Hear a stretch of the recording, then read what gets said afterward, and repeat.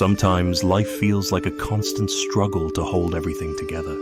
We plan, we calculate, we try to stay one step ahead, believing that if we control every detail, we can avoid pain, failure, or disappointment. But the truth is, control is only an illusion. The more tightly we hold on, the more life resists. Like water slipping through our fingers, the harder we grasp, the more we lose. Real peace begins the moment we stop trying to force life into a shape it was never meant to take. In this video, we'll explore the freedom that comes when we let go and allow life to flow like water, a path inspired not by fear, but by trust, not by control, but by presence. In today's world, the pressure to control everything is constant. We're taught to chase goals, predict outcomes, and always be in charge. We want certainty in our careers, stability in our relationships, and guarantees for the future. But life doesn't operate on our terms. A single phone call, a sudden shift, or a moment of chaos can change everything. And when we base our happiness on things going exactly as planned, even small detours can leave us feeling lost or defeated. From a Buddhist perspective, this desire for control is deeply rooted in attachment, the mental habit of clinging to specific outcomes, rigid expectations, and fixed identities. We attach ourselves to the belief that things must go a certain way, and when reality unfolds differently, we suffer. The Buddha once said, "Attachment is the root of suffering." When we become obsessed with how things should be, we blind ourselves to the wisdom and growth found in how things are.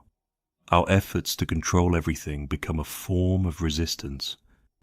Resisting change, resisting uncertainty, resisting the unknown. But the truth is, life has never been under our full control. It moves with its own rhythm, its own current. And the more we try to dominate that current, the more we feel overwhelmed, anxious, and disconnected. Imagine you're standing in a flowing river, holding your hands tightly together, trying to grasp the water. No matter how hard you try, the water slips through your fingers. You can't hold it. Now, imagine opening your palms, relaxing your body, and simply letting the water pass through. You're still in the river, but this time, you're in harmony with it. You're no longer resisting the natural flow. This is what letting go truly means. It doesn't mean you stop caring. It doesn't mean you stop trying. It means you stop fighting. You stop forcing. You allow life to unfold, knowing that not everything needs your control to turn out well. Sometimes what we call losing control is actually being set free. In Taoist philosophy, there's a concept called Wu Wei, which means effortless action or non-forcing. It speaks to a life lived in harmony with the natural order rather than in constant resistance to it. This wisdom also appears in Buddhist thought, where non-attachment and mindful presence are central to inner peace. Letting go doesn't mean becoming passive or indifferent. It means taking action when it's needed, but without the desperation to force an outcome. It means trusting that when you do your part with sincerity and clarity, life will respond in its own way, in its own time. Often, the very things we try to control the most, relationships, success, health, are the ones that require the most trust and patience. By letting go of control, we create space for flow, and in that flow, something softer and wiser can emerge. There's a story that reflects this beautifully. A man once fell into a fast-moving river during a storm. Instead of panicking or flailing against the current, he surrendered. He allowed the river to carry him, conserving his energy, staying calm, and letting the water do what it does. Eventually, the current led him to the riverbank, where he was able to climb, to safety. When people asked him how he survived, he simply said, "I didn't resist the river, I became part of it." This is a profound metaphor for life. When we resist the flow, we exhaust ourselves. But when we soften, when we yield, we discover a surprising strength, not in control, but in trust. So, how do we begin to release this illusion of control and flow with life more freely? The first step is mindfulness. Mindfulness allows us to return to the present moment instead of being trapped in fears about the future or regrets about the past. When plans fall apart or life doesn't go as expected, instead of reacting with panic or anger, we pause, we breathe, we observe.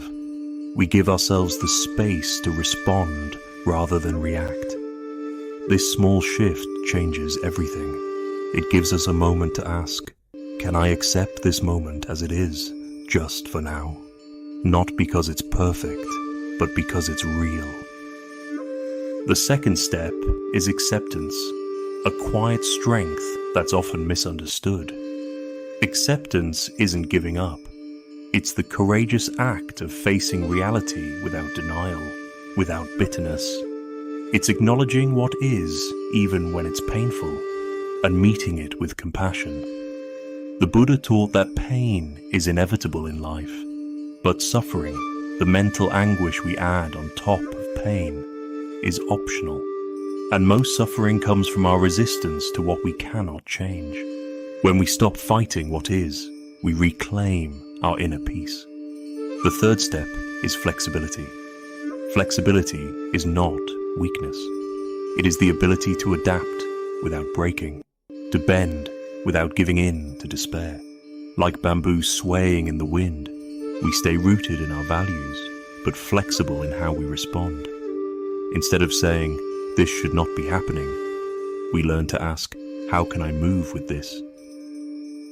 We stop clinging to a fixed idea of how life must go, and open ourselves to the possibility that this moment, even if it's not what we wanted, might still hold something valuable. In everyday life, this mindset is powerful. We become less reactive in our relationships, allowing others to be who they are instead of trying to control them. We become more resilient at work, doing our best but releasing the need for perfection. We learn to live with uncertainty, not with fear, but with curiosity. We stop needing all the answers before we can feel peace, because we've learned that peace comes not from control, but from surrender. Letting go is not a one-time decision. It's a daily practice, a gradual softening. Some days it will feel easy, other days nearly impossible. But each time we choose to release, even just a little bit, we become lighter, more open, more in tune with the quiet wisdom of life itself. We begin to see that letting go isn't about loss, it's about trust. Trusting that life, in all its unpredictability, still knows the way. So, the next time you feel overwhelmed by chaos, the next time something doesn't go your way, gently remind yourself, you are not here to control the river. You are here to flow with it, to move with presence, with grace, and with the quiet confidence that life is unfolding as it must. If this message spoke to your heart and you're walking your own path toward peace and inner strength, consider subscribing to this channel. Here, we share wisdom that nourishes the spirit, step by step, breath by breath. Until next time, may you walk gently and flow like water.